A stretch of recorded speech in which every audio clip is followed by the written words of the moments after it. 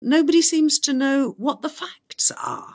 Yeah, well, you're absolutely right, Rosie. There seems to be a total confusion, and I don't think the confusion is a coincidence. I think there's something there.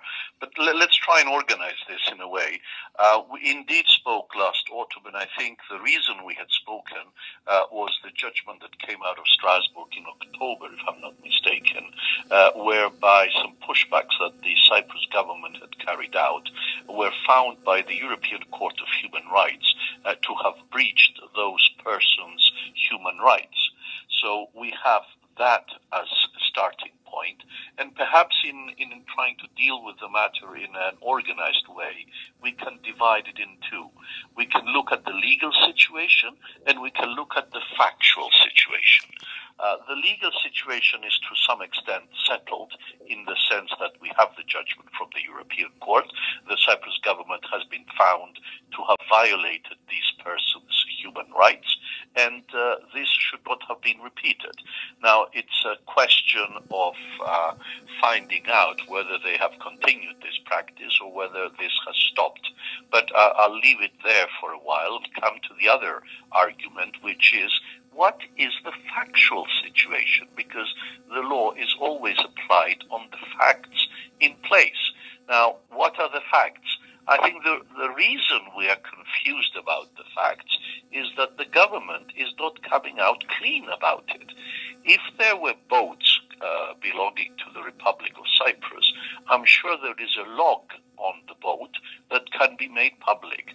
I also understand that electronically boats are monitored from a satellite or from a radar, and we can find out where the boats belonging to the Navy or the Coast Guard or the police, I'm not even sure who owns them, where at any given point in time. So I think since we don't have this information, to say the least, something fishy is going on.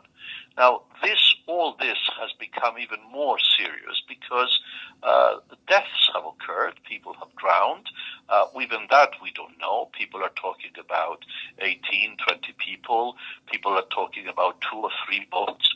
I think this is quite unacceptable, not being able to come out with the information for something as basic as providing security to people that are on the high seas or even within the waters of the Republic of Cyprus. So I think we need more information, and we need to be wary about the reason why this information is not coming out. Well, it does make everybody, I think, perhaps not trust the authorities, because it sort of says, what are they hiding? And that surely is going to come back and bite them, because don't we need to have trust in the authorities, in our leaders? And when we have ministers basically saying, if you've got proof, come and show it to us. Well, surely, as you said, from all the information that is available, surely to the government, they have the proof they need already, don't they? Well, the bodies are there. I think that's the truth. And that truth has to go backwards and find out the culprit for this very unfortunate situation. Not because we are out on a witch hunt or anything like that, but because given the finding of the violation of the European Court of Human Rights, the burden is now on the government to say what it has done to improve or, in fact, remedy the situation that gave rise to the finding of the violations. And if we don't know what they have done, the presumption surely is that they're continuing doing it. And since that activity is something that breaches people's human rights, they are accountable for these facts. And the more they do not say what is going on, the more suspicious the position becomes, and the more mistrust is built for what our government is doing. I don't think it's unreasonable to say that the government is obviously hiding something, and they should come clean. Well, and I think they're a bit silly if they haven't thought that if we can't trust them on one thing, then we start looking at other things that we can't trust them on. Well, yes, it's a never-ending story, but perhaps we could also give another angle to this. I mean, obviously there is liability on the government side, and even perhaps criminal liability if there were in fact pushbacks that were carried out either with orders or without orders. People are now dead, and a criminal investigation for the death of these persons must be carried out. UNHCR has already come out with their view on the matter. The Cyprus government should also reply to that. But there is also a structural problem that one has to bear in mind, and that is the role of the Office of the Attorney General. And let me explain. The Attorney General in Cyprus is both the legal advisor of the Republic, so it gives legal advice if somebody from the government allegedly does something wrong and they have to defend it. But on the other hand, the Attorney General is also the head of the prosecution. So the Attorney General is the one who eventually decides who goes to court on a criminal charge, and it conducts investigations through the police. The police receives advice on how these cases will be brought. So if you have a situation where government agents are involved or potentially involved in criminal activity, what does the Attorney General do?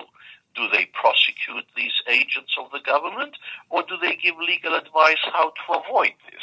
And that, to my mind, is an obvious conflict, and it's a conflict that has been structural in the Cyprus constitution since 1960, and there's been efforts to amend it, but I'm afraid to date we haven't really seen a change in the constitution so that the duties of the Attorney General are separated by the duties of what would call the Director of Public Prosecutions, as it has been done in many other common law countries, and I think it's something the Republic of Cyprus should speed up the process in bringing into effect.